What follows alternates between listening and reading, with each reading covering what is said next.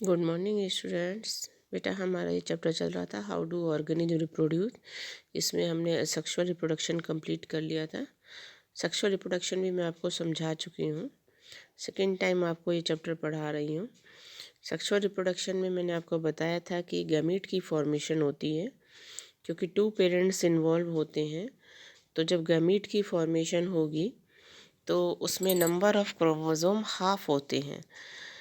In human being total number of chromosome 46 होते हैं। जब हाफ हो जाएंगे तो 23 हो जाएंगे। तो इन male gamete that is known as sperm the number of chromosome is 23 and female gamete that is known as ova number of chromosome is 23। जब 23 और 23 क्रोमोसोम्स जो हैं ड्यूरिंग फर्टिलाइजेशन एक दूसरे से फ्यूज़ होंगे तो टोटल नंबर ऑफ क्रोमोसोम कितने हो जाएंगे 46। तो इसलिए सेक्सुअल रिप्रोडक्शन में मियोसिस जो डिवीज़न है वो नेसेसरी है। Without meiosis number of chromosome half नहीं होते और जब तक हाफ नहीं होंगे तब तक सेक्सुअल रिप्रोडक्शन के लिए गैमीट जो है वो नहीं बन पाएंगे। तो इसलिए गैमीट फॉर्मेशन के लिए male gamete and female gamete meiosis is necessary, so the number of chromosome is half। तो नंबर ऑफ क्रोमोसोम हाफ होंगे तो हम सभी जानते हैं कि जब हाफ एक पेरेंट से क्रोमोसोम आएंगे और हाफ दूसरे पेरेंट से आएंगे तो उसमें जो है वेरिएशन होंगी ही होंगी।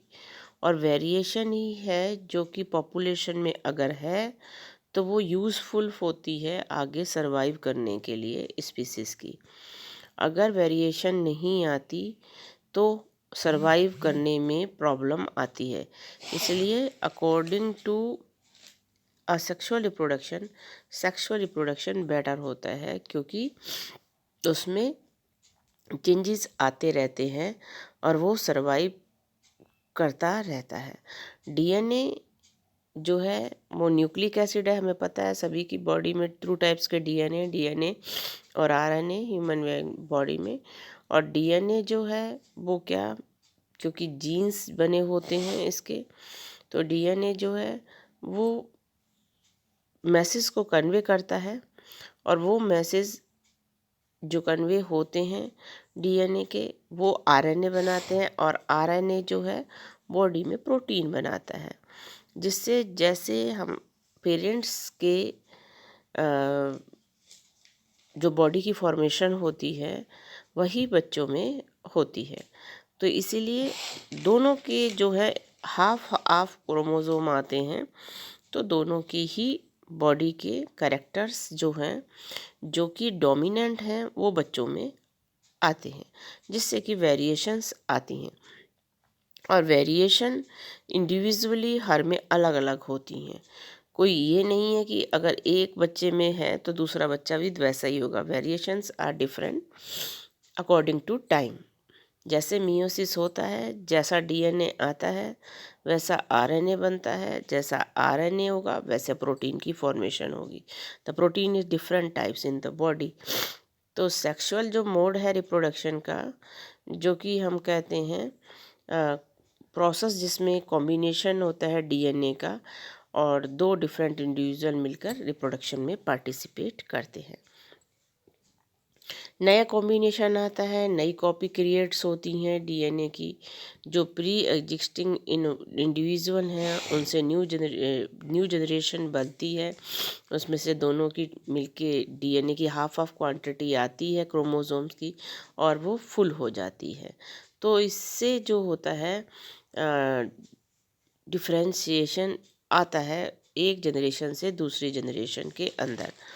अब ये ऑर्गेनिज्म ज़्यादा, क्योंकि इनके अंदर सिंपल बॉडी के स्ट्रक्चर नहीं हो सकती, क्योंकि वो ऑर्गेनिज्म जिनके अंदर male and female gamete separate separate आके फ्यूज़ होते हैं उनकी बॉडी के अंदर ज़्यादातर ऑर्गन सिस्टम लेवल का ऑर्गेनाइजेशन होता है, क्योंकि ये सारे ऑर्गेनिज्म मल्टी सेलुलर होते हैं और इस पे स्पेशल जो है स्पेशलाइज्ड ऑर्गन प्रेजेंट होते हैं जिनके अंदर मियोसिस डिवीजन होता है और नंबर ऑफ क्रोमोसोम हाफ होते हैं, जिससे कि गैमीट की फॉर्मेशन होती है।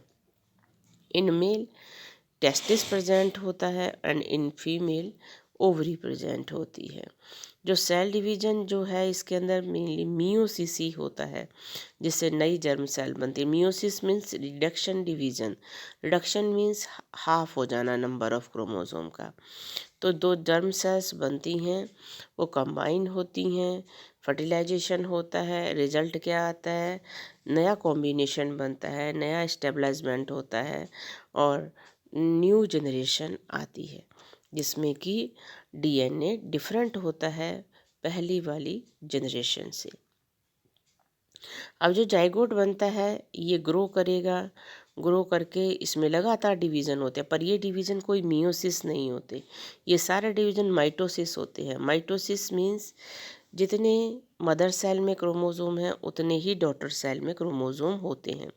अब इसमें 1 से 2 बनेंगे, 2 से 4, 4 से 8, 8 से 16, इस तरीके से जाइगोट में लगातार माइटोसिस डिवीजन होता रहता है और सेल्स ग्रोथ करती जाती हैं और उसके बाद उनके अंदर डिफ्रेंशिएशन होता है, लेयर बन जाती हैं।